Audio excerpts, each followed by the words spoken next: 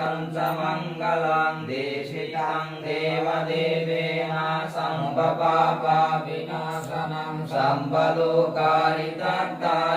मङ्गलं तं वनमये एवं मे सुताङ्गेकं समयं भगवान् सावत्र्यं विहरति जेतवाने अनाथपिण्डिकस्यारमे यातकुवैयादेवता अभिकन्तवन्नं केवलकप्पं जेतवानं वसित्वा येन भगवतेन उपसङ्गमित्वा अभिवदित्वा एकमन्तं एकमन्तं किटाकोशदेवता भगवन्तं गाथायार्जवासि मनुष्यस्य मङ्गलादियचिन्तयो आकङ्गमानसुत्तनं द्विमङ्गलमुत्तमं सेवनासबालानां पण्डितानां ससेवना पूजाश्च पूजनीयानां एतं मङ्गलमुत्तमं दिशावशोषा बुद्धे सकपुण्यता यत्सम्मापनिदिशा एतं मङ्गलमुत्तमं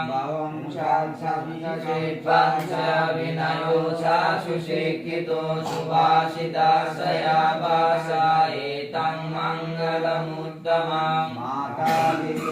पाठानं पुच्छदारस्य सङ्गहो अनाकुलाशकम्मन्तां एतं मङ्गलमुत्तमं दानं चर्यचायातकलनसत्कमं वनवजानि कम्मानि एतं मङ्गलमुत्तमं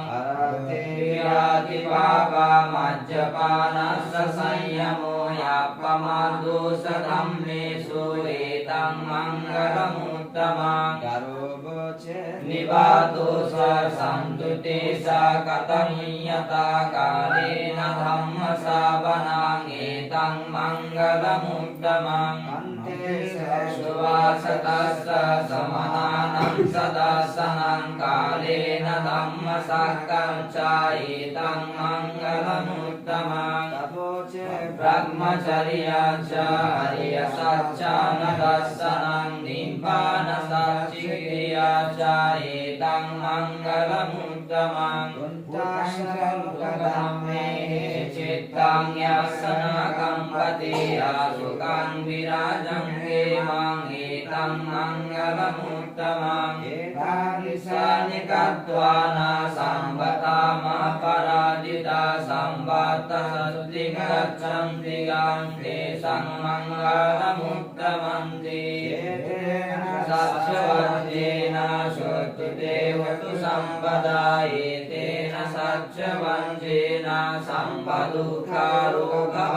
अन्तराय बान्धव विनश्यतु एतेन सत्यवन्तेन